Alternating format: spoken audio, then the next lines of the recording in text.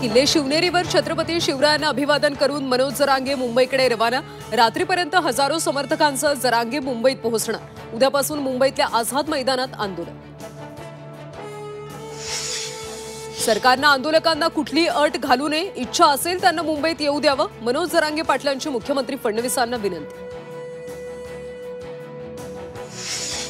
मराठा समाजाच्या मागण्या फडणवीसांनी मान्य कराव्यात, खासदार संजय राऊतांची मागणी।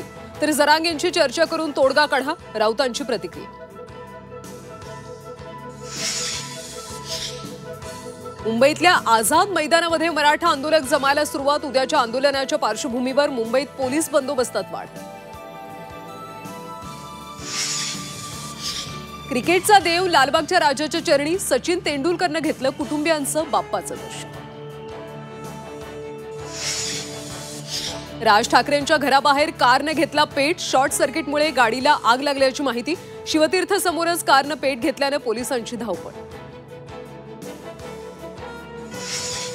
आणि बीड जिल्ह्याला मुसळधार पावसाचा फटका, धारूर केज परिसरात पूरस्थिती। वाण नदीत 2 जण वाहून गेले, एकाचा मृतदेह शोधण्यात पोलिसांना यश।